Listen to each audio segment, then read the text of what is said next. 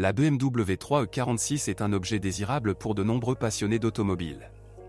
Certains aiment la E-Troïka pour son aspect agressif et équilibré, d'autres pour ses caractéristiques techniques. Bien sûr, il y a quelque chose à aimer, mais combien coûtera une telle affection? L'âge et les conditions d'exploitation laissent des traces même sur une voiture bien conçue. Est-il désormais possible d'en retrouver un exemplaire en état de vivre? Voyons cela. La BMW 3 propose un ensemble complet de carrosserie, berline, coupé, break, cabriolet et même une compacte économique, que peu de gens aiment. Les trois premiers ne sont pas difficiles à trouver dans notre région. Ils pourrissent modérément, principalement en raison de l'âge et des dommages physiques. Il existe des endroits spéciaux qui valent la peine d'être vérifiés avant d'acheter. Le bas des portes en cercle. Les passages de roues, surtout si des pneus larges sont installés et si de la boue et des pierres sablent les bords des passages de roues. Coupelle d'amortisseur avant, n'oubliez pas de vérifier. Lorsqu'on roule longtemps avec une suspension morte sur nos routes, il se détache de la carrosserie. Et le numéro VIN est apposé sur la coupelle droite, donc avec des traces de travaux de soudure, vous courez le risque de ne pas immatriculer la voiture. La jonction du berceau arrière avec la caisse. Un problème que le constructeur a tenté de régler après le restylage, mais sans succès total. Après 2001, les ruptures sont moins fréquentes, mais elles surviennent toujours. La batterie de la BMW 3E46 est située sur le côté droit du coffre et certains propriétaires oublient de mettre le tuyau d'évaporation. Cela contribue à une corrosion accélérée. En parallèle, n'oubliez pas de vérifier les bornes. Le positif du billet de 3 roubles est particulier, il est émis en cas d'accident grave afin de couper l'alimentation électrique de la voiture. Si le terminal s'avère ordinaire, c'est une raison de réfléchir à l'historique d'accident d'un tel spécimen. La base sera déjà équipée de la climatisation, de vitres électriques avant et de freins à disque tout autour. Le conducteur sera à l'aise à tous égards. Ergonomie, siège, position de la façade, tout a été développé pour cela. La liste des équipements supplémentaires est assez standard, climatisation, capteur de pluie aux lumières, siège et rétroviseur à réglage électrique. Sur le marché secondaire, ces options n'affectent pas particulièrement le prix, le moteur, l'année et l'état général sont plus importants. Systèmes électriques. Il existe ici de nombreuses raisons d'inquiétude possibles, mais la plupart d'entre elles sont éliminées anémiques. Si vous le souhaitez, vous pouvez découvrir et réparer vous-même de nombreuses pannes, d'autant plus que tous les sujets ont déjà été abordés sur Internet. L'unité de confort, ZTE, est responsable des réglages électriques du toit ouvrant, des vitres et des rétroviseurs.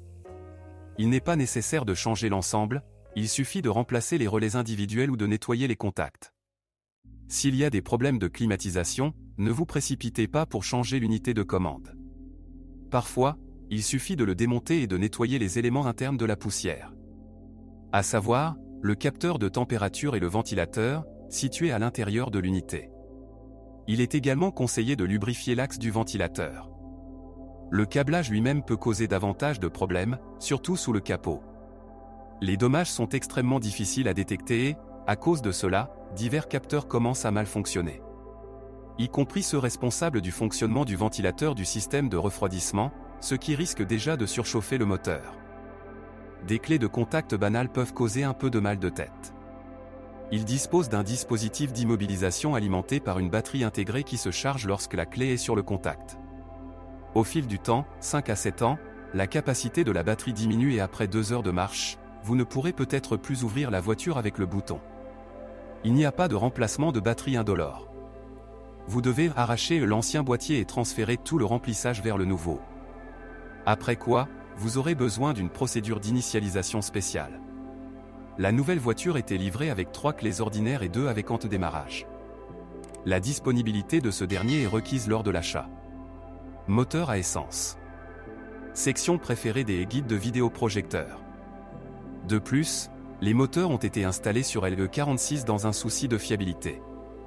Les moteurs à chaîne avec bloc ou manchon en fonte peuvent durer plus de 250 000 km sans problème. Mais il y a des exceptions, examinons-les dans l'ordre. 316i, 318i, contrairement à la génération précédente, la désignation 316 ne signifie pas qu'un moteur de 1,6 litre est installé. Il existe plusieurs options. Avant restylage. M43 TUB16, en réalité un moteur 1.6 de 102 CHPP, mais ils ne l'ont installé que sur compact et seulement pendant les premières années de production. M43 TUB19, le même moteur à 8 soupapes, seulement 1,9 litres. La 316i avait 105 chevaux et la 318 118 chevaux. Avec. Après août 2001. N42B18, moteur 1,8 litres mis à jour sans grand succès, 115 chevaux. Basé sur le N42B20, uniquement avec un vilebrequin à course courte. Installé sur E46 316i. N42B20 a un grand frère de 2 litres d'une capacité de 143 chevaux et avec les mêmes problèmes. L'essentiel est le risque accru de surchauffe. Un radiateur bouché et un thermostat peu fiable y contribuent. L'augmentation du bruit pendant le fonctionnement du moteur est généralement associée à l'ensemble de distribution. Si le moteur est bruyant et ressemble à un diesel, vous devrez alors au moins changer le tendeur de chaîne, et éventuellement la chaîne elle-même, une autopsie le montrera. Les 318 étaient équipés de tels moteurs. N46B20, N42 modifiés, apparus après 2003. De nombreuses modifications techniques ont été apportées, mais cela n'a pas affecté la fiabilité globale. Mais la puissance est passée à 150 forces. Plus haut, il y a un peu moins de confusion. À partir de la 320e Troïka, seuls des moteurs 6 cylindres en ligne ont été installés. Pendant la période de production des E46, ils ont été remplacés par 2 générations, M52TU et M54.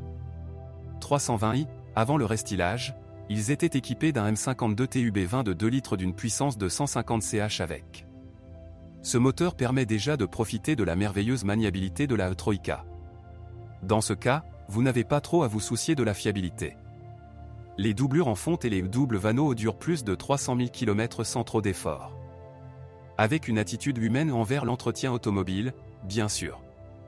Après un restylage en 2001, le moteur a été remplacé par un M54B22 amélioré. Le volume a augmenté de 200 cubes et la puissance est passée à 170 ch avec. La fiabilité n'a pas été affectée après les modifications apportées par les ingénieurs. 323i, le M52 TUB25 pré-restylé ne produisait que 170 chs. Après le M54B25, il a pris du musclé, avec le même volume, à une puissance de 192 ch avec.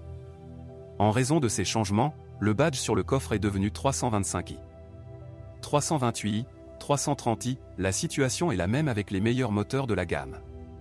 Le M52 TUB28 de 2,8 litres et 193 chevaux a été remplacé par un M54B30 de 3 litres avec un troupeau de 231 chevaux, seul le M3 est plus frais. Tous les problèmes principaux et généraux des moteurs BMW 3 dans la carrosserie E46 peuvent être résumés en plusieurs points. 1. Système de refroidissement, assurez-vous de nettoyer les radiateurs au moins une fois tous les 50 000 km. Le thermostat ne doit être remplacé que par un thermostat d'origine, et de préférence à titre préventif une fois tous les 100 000 km. N'utilisez pas de pompe avec une turbine en plastique. 2. L'huile moteur ne doit pas être ajoutée à la légère. Lors de l'utilisation d'une mauvaise huile, les canaux d'huile, les compensateurs hydrauliques et les segments de piston se coquefient. Et l'entretien doit être effectué au moins une fois tous les 10 à 15 000 km. L'huile doit répondre aux homologations spéciales BMW. 1. Pour M43TU, M52TU et M54, BMW Longleaf 01 ou Longleaf 98. 2. Pour N42 et N46, BMW Longleaf 01 ou LL01 fait. 3. Moteur de la série N. Les températures de fonctionnement élevées causent des problèmes plus souvent qu'avec la série M. Moteur diesel. C'est une bonne option pour économiser du carburant, mais plus la voiture est ancienne, plus cet achat est risqué. Les économies peuvent entraîner des coûts très importants pour la réparation du système de carburant.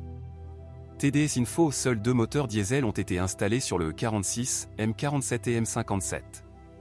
Mais, traditionnellement, chacun d'eux comporte des modifications TDS Info. 318D, équipé du M47D20 de plus faible puissance, 115 ch avec. Mais la consommation est d'environ 6 litres de gazole en ville. 320D, des modifications plus intéressantes ont déjà été installées, 136 ch avec. Avant le restylage, et un M47 TUD20 modifié de 150 chevaux après 2001. Le système de carburant a subi une modernisation majeure depuis 2001, Common Rail. Et le turbocompresseur a commencé à être contrôlé électroniquement. La 330D est en ligne à 6 cylindres, comme il s'y a une BMW. La plupart du temps, le M57D30 d'une puissance de 184 était produit. Seule la BMW 3E46 après 2003 était équipée du M57 TUD30, 204 chevaux, qui pouvait déjà rivaliser avec le moteur essence haut de gamme. Surtout au départ, grâce à une excellente traction par le bas.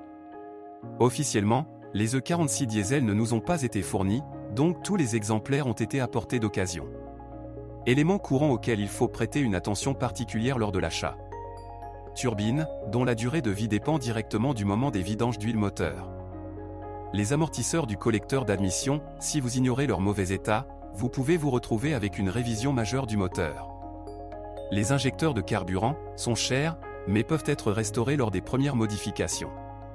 L'approche des problèmes diesel ne peut être déterminée sans des diagnostics de haute qualité, et donc coûteux. Mais si vous parvenez à trouver un exemplaire décent, notamment un exemplaire de 3 litres, vous pourrez économiser du carburant sans perdre en performance. Bien que le prix annuel moyen de l'entretien d'une BMW diesel soit toujours plus élevé que celui d'une BMW à essence, on peut bien sûr contester cette dernière affirmation. Boîte de vitesse. Une boîte manuelle à 5 vitesses n'échoue généralement pas. Selon la réglementation, il n'est pas nécessaire de changer l'huile, mais si le kilométrage est supérieur à 200 000 km, une telle procédure ne sera pas superflue. Même les hauts coureurs ont un embrayage qui dure plus de 150 000 km. Mais le volant bimasse est en danger. Il est impossible de vérifier son état sans retirer la boîte, et le remplacement coûtera plus de 5 cents en cas de réparation. Si vous choisissez une BMW 3E46 avec une transmission automatique, recherchez une avec la ZF allemande. Il existe 2 modifications, 5HP19 et 5HP24 renforcées. Vous pouvez vérifier en utilisant le numéro VIN ou sur un ascenseur. Si l'ancien propriétaire a changé l'huile à temps et n'a pas surchauffé la boîte, alors jusqu'à 250 000 à 300 000 km, vous n'avez pas trop à vous soucier de la transmission automatique. Effectuez ensuite un entretien programmé, modérément coûteux, avec remplacement des pièces usées et continué. La deuxième option est une transmission automatique de GM, American General Motors. Dans ce cas, des problèmes surviennent assez régulièrement. La pompe à huile peut se briser, le thermostat de la transmission automatique peut se coincer et les embrayages ont peur des charges lourdes, surtout après 100 000 km. Une idée fausse courante est que les boîtes de vitesse GM n'ont été installées que sur les E46 du marché américain. Ils peuvent être installés sur n'importe quelle Troïka de 4e génération, avec n'importe quel moteur. Dans la carrosserie E46, il existe de rares exemples avec transmission intégrale 9. C'est intelligent, il transfère le couple aux roues nécessaire et n'ajoute aucun problème particulier pendant le fonctionnement. Mais l'expérience de conduite peut changer radicalement. La boîte de vitesse arrière ne nécessite aucun entretien, donc s'il n'y a pas de fuite, il vaut mieux ne pas y toucher. Cela échoue très rarement. Suspension. Les mythes et les histoires sur la faible suspension des BMW se confirment si vous conduisez sur des roues R18 avec des pneus d'1 cm de haut et sans freiner sur les nids de poules. Dans d'autres cas, la suspension est assez fiable, sans point faible prononcé. Oui, c'est dur, mais grâce à cela, la E46 se dirige parfaitement. De plus, la BMW 3 peut difficilement être qualifiée de confortable pour quiconque autre que le conducteur. La durée de vie dépend aussi directement de la qualité des consommables installés. Leur choix est immense et les composants les plus chers ne sont pas toujours installés avant la vente. Sur les véhicules à roue unique, la rotule ne se change pas séparément du levier. Certains portent le siège et installent une rotule sur les versions à transmission intégrale, où elle est fournie séparément. Cela n'affecte pas la sécurité ou la maniabilité, mais vous pouvez économiser de l'argent. L'arbre de transmission et la suspension arrière nécessitent une attention constante sous la forme de contrôle régulier. Un soufflet de transmission ou un joint de boîte de vitesse remplacé à temps peut vous éviter des dépenses importantes. Tous les éléments de suspension sont changés individuellement et séparément. Si la suspension de la voiture est complètement détruite depuis longtemps, la restauration coûtera plus cher qu'il n'y paraît. De plus, il y a lieu de réfléchir à l'attitude générale du propriétaire envers sa voiture. La tâche la plus difficile est de trouver un spécimen bien soigné.